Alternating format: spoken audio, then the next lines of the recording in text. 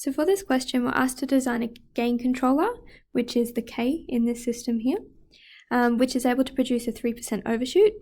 We're then asked to find for a unity step input, what will be the final value for the displacement of the block. So that's the output of our system, x of s, as reference to this diagram, where x is the position of the block. So the transfer function Gmac can be found from the mass spring damper system that we've got here, and we're given the sensor transfer function, which is just equal to 1. So how I'm going to approach this is, first of all, I'm going to try and get the transfer function associated with this mechanical system. Once we've got that, we should be able to insert it into the block diagram and solve for the overall transfer function associated with the system. And then once we've got that, we should be able to go through and design K so that we get this 3% overshoot. Alright, so let's start down here. So in order to get the transfer function, what I'm going to need to do is draw the free body diagram of this system.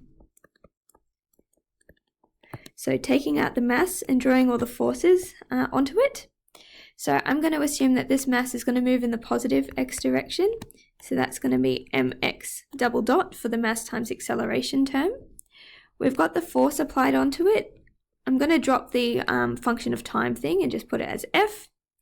And then because this is moving to the right, we're going to have the spring and damper trying to oppose that. So they're going to be back the other way.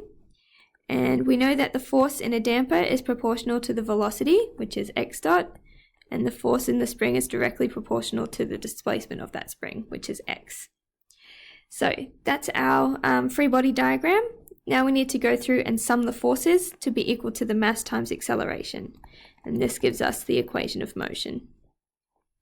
So all the solid lines relate to the left-hand side of this equation. So we're going to get F minus Cx dot minus Kx. And the dotted line refers to the right-hand side. It's in the positive x direction, so it's going to be positive mx double dot. If I rearrange this to have F on one side and all the things with x on the other side,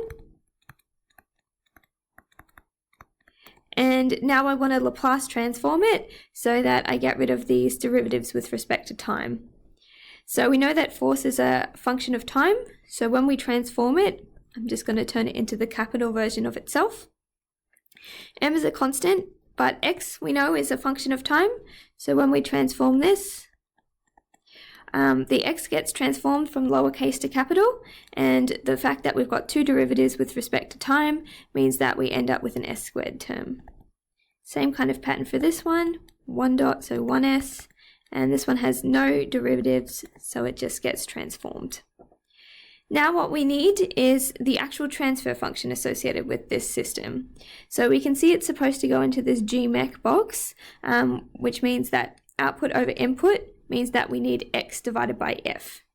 So sorting that out, x is going to stay here, f gets divided down, and all of these get divided down as well. So we end up with that for our transfer function. And if we want to, we can actually substitute numbers in. So we're given m, c, and k. So let's pop those into our equation. Alright, and we've done the first part. So now what I want to do is fill out this block diagram with what we know. So let's rub this out and make it what we just solved for, which was 1 on 3s squared plus 6s plus 2.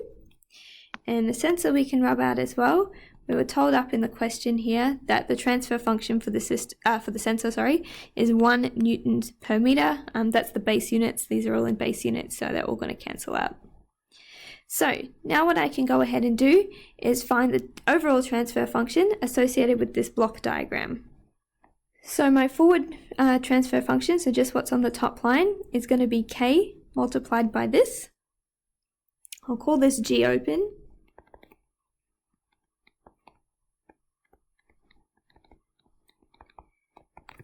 And the transfer function for what's in my feedback loop is just going to be the 1. So we'll call this h.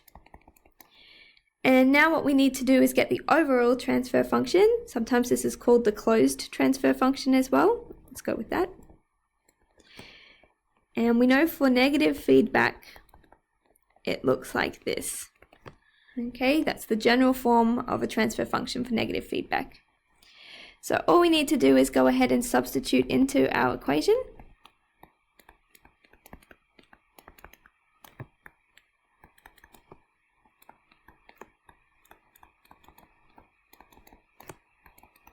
And we have some complex fractions going on.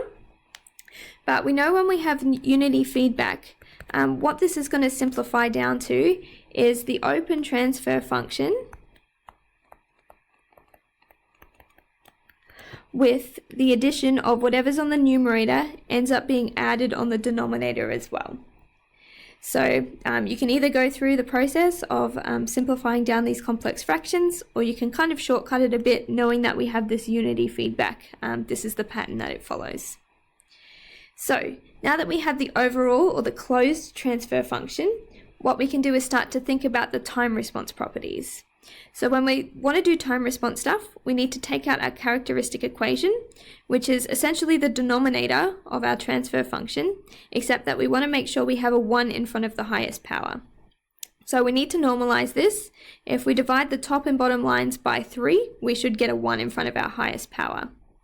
So it's going to become k on 3, and then s squared, 6 divided by 3 is 2, and then this all needs to be divided by 3 as well.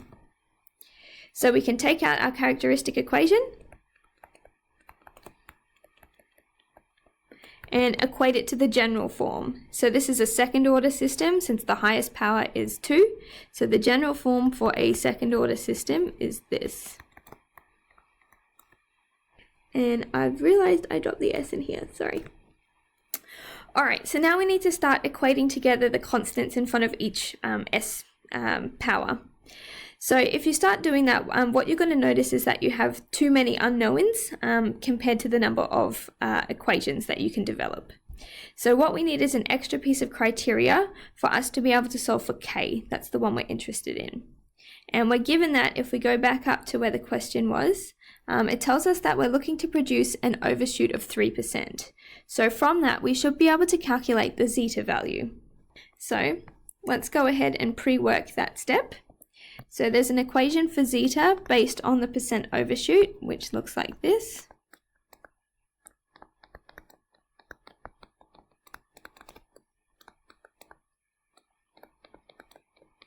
Okay, that's supposed to be the percent overshoot. So we have a 3% one that we're interested in. So if we sub in 3,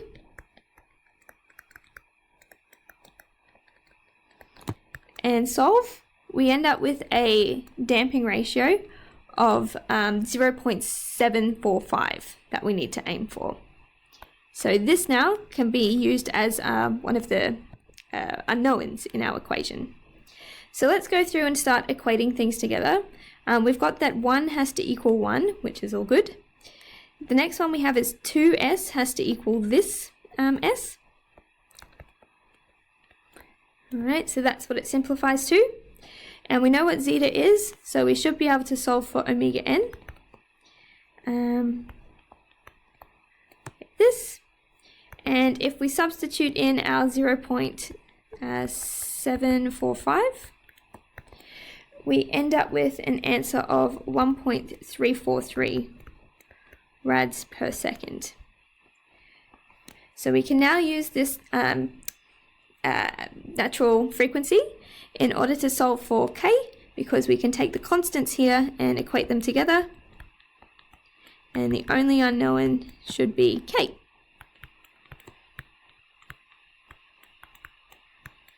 So subbing in,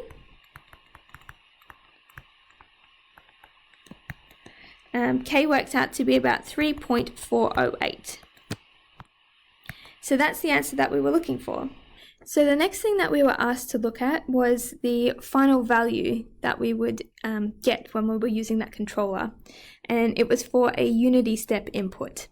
So for this we need to go back and apply final value theorem to the output of our system x of s. So let's just remind ourselves. So the overall transfer function that we had, sorry, I called it the closed, same thing though. it was equal to this expression that we have here. So k on 3 divided by s squared plus 2s plus 2 plus k on 3. And we can also say that this is equal to the output of our system divided by the input. And if we look back at our block diagram, the output was x, the input is r. So this is also equal to x divided by r. And we know that we're considering an input, which is a unity step. So all that means is a step is 1 on s, and unity just means 1. So it's a 1 on s for the input. So now we just need to go through and apply a final value theorem on the output of our system. So if we rearrange this, we get x is equal to our transfer function multiplied by the input. This goes up to the other side, and we can sub this in as 1 on s.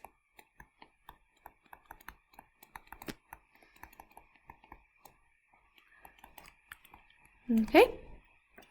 And final value theorem,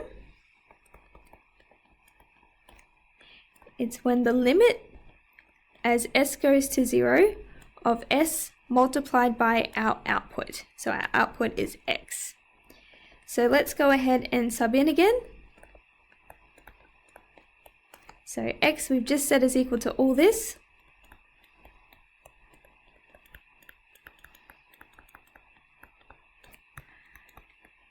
Alright, now make sure that you cancel anything that can be cancelled at this point in time.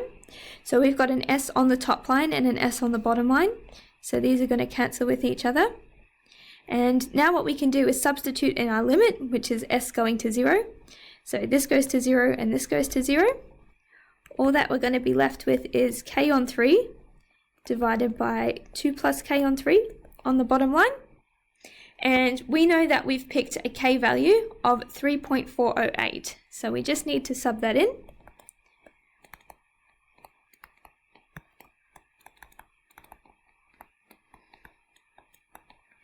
And if you simplify this, it's equal to 0.63.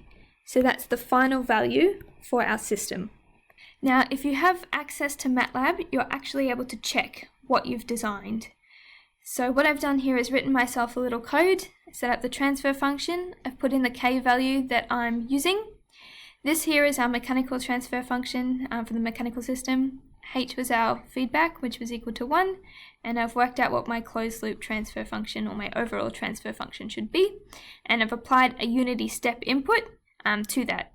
So if we have a look at the plot that we can produce, it looks something like this.